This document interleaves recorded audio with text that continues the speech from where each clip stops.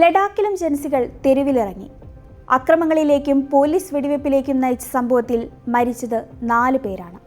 ഒടുവിൽ നിശാ നിയമവും നടപ്പിലാക്കി അധികൃതർ നടപടികൾ കർശനമാക്കിയിരിക്കുകയാണ്. ലഡാക്കിന് സംസ്ഥാന പദവി നൽകണമെന്നും ഭരണഘടനയുടെ 6ാം ഷെഡ്യൂളിൽ ഉൾപ്പെടുത്തണമെന്നും ആവശ്യപ്പെട്ട് പരിസ്ഥിതി പ്രവർത്തകനായ സോനം വാങ്ചുക് തുടങ്ങിയ സമരം പെട്ടെന്നാണ് പ്രക്ഷോഭമായി മാറിയത്. എന്താണ് പ്രതിഷേധക്കാരുടെ ആവശ്യം? ആവശ്യങ്ങൾ അംഗീകരിക്കാത്തതിനെതിരെയുണ്ടായ ചെറുപ്പക്കാരുടെ അമർഷമാണോ ഈ പ്രതിഷേധം? എന്താണ് ലഡാക്കിൽ സംഭവിക്കുന്നത്? 2019 ജമ്മു കാശ്മീരിന്റെ പ്രത്യേക പദവി എടുത്തു കളഞ്ഞതോടെയാണ് ലഡാക്ക് കേന്ദ്രഭരണ പ്രദേശമായി മാറിയത്. നിലവിൽ 7 ജില്ലകളുള്ള ലഡാക്കിൽ നിയമസഭയില്ല. പകരം 2 ജില്ലാ കൗൺസിലുകളാണുള്ളത്. കേന്ദ്ര സർക്കാർ നിയോഗിച്ച ലഫ്റ്റനന്റ് ഗവർണർക്കാണ് ഭരണ ചുമതല. ജമ്മു കാശ്മീരിന് കഴിഞ്ഞ വർഷം നിയമസഭ ലഭിക്കുകയും തിരഞ്ഞെടുക്കപ്പെട്ട സർക്കാർ ഭരണത്തിലേറുകയും ചെയ്തപ്പോഴും ലഡാക്ക് മാത്രം കേന്ദ്രത്തിന്റെ നേരിട്ടുള്ള ഭരണത്തിന് കീഴിലായി. ഇതോടെ ലഡാക്കിനുള്ള കേന്ദ്രഭരണ പ്രദേശ പദവിയെ സ്വാഗതം ചെയ്ത സോനം വാങ്ചുക് ഉൾപ്പെടെയുള്ളവർ ലഫ്റ്റനന്റ് ഗവർണറുടെ ഭരണത്തിന് കീഴിലെ രാഷ്ട്രീയ ശൂന്യതയിൽ ആശങ്ക പ്രകടിപ്പിച്ചു തുടങ്ങി. ഭരണഘടനയുടെ ആർട്ടിക്കിൾ 370 റദ്ദാക്കിയതോടെ തങ്ങളുടെ ഭൂമി സംരക്ഷിക്കാനുള്ള പല അവകാശങ്ങളും ലഡാക്കിന് നഷ്ടമായി. സത്യത്തിൽ ലഡാക്കിന് സംസ്ഥാന പദവി ആവശ്യപ്പെട്ട് 4 വർഷത്തോളമായി ലേയിൽ സമരവും പ്രതിഷേധ പരിപാടികളും നടക്കുന്നുണ്ട്. ലേ ജില്ലയിൽ ഭൂരിപക്ഷം ബുദ്ധമത വിശ്വാസികളാണ്. കാർഗിലിൽ മുസ്ലിങ്ങളും. ലേ പ്രതിനിധീകരിക്കുന്നത് ലഡാക്ക് എപെക്സ് ബോഡിയാണ്. കാർഗിലിനെ പ്രതിനിധീകരിക്കുന്നത് കാർഗിൽ ഡെമോക്രാറ്റിക് അലയൻസ്. ഈ 2 സംഘടനകളും ലഡാക്കിന് സ്വയംഭരണവും സംസ്ഥാന പദവിയും ആവശ്യപ്പെട്ട് 2023 മുതൽ കേന്ദ്ര ആഭ്യന്തര മന്ത്രാലയ ഉന്നത സമിതിയുമായി ചർച്ചയിലാണ്. രാഷ്ട്രീയ മത ഗ്രൂപ്പുകൾ ആദ്യമായി ഒരു സംയുക്ത വേദിയിൽ കൈകോർത്തത് ഈ ഒരു ആവശ്യത്തിനാവും. സംസ്ഥാന പദവിയുമായി ബന്ധപ്പെട്ട ആവശ്യങ്ങളിലേറെയും കേന്ദ്രം തത്വത്തിൽ അംഗീകരിച്ചു.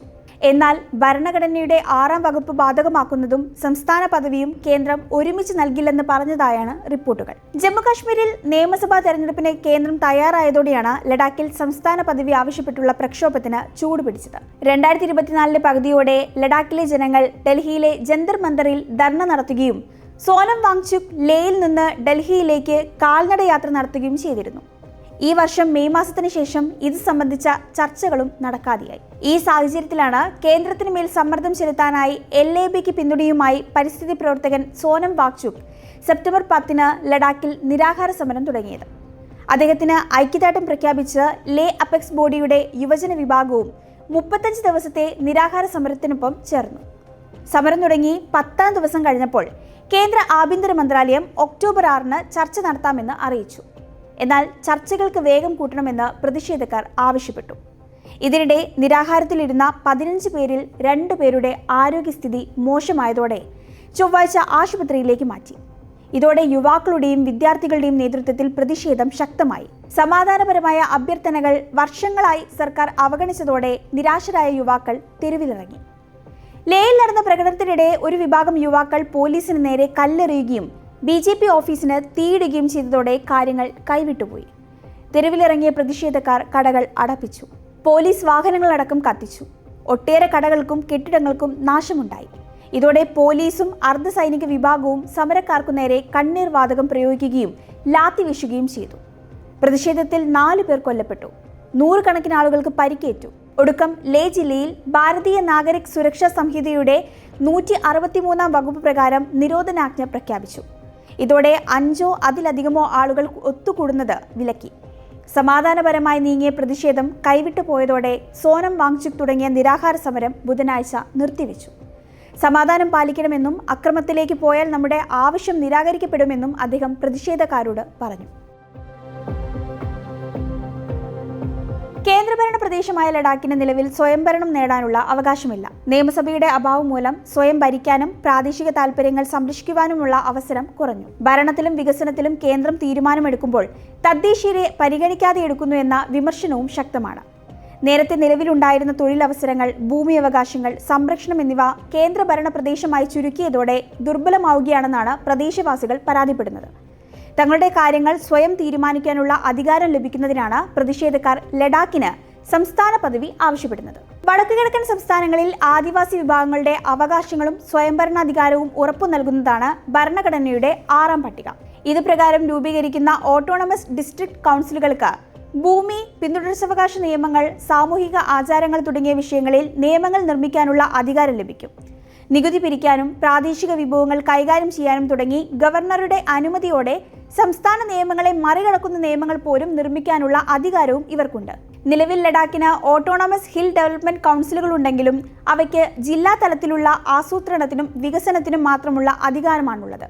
അതുകൊണ്ട് ജനസംഖ്യയുടെ 90%-ലേറെയും ഗോത്രവർഗ്ഗക്കാരുള്ള ലഡാക്കിനെയും 6ാം പട്ടികയിൽ പെടുത്തണമെന്നതാണ് മറ്റൊരാവശ്യം. ഗോത്രവർഗ്ഗക്കാരുടെ ഭൂമി, സംസ്കാരം, തനതായ സ്വത്വം എന്നിവ സംരക്ഷിക്കാൻ ഇത് സഹായകമാവും.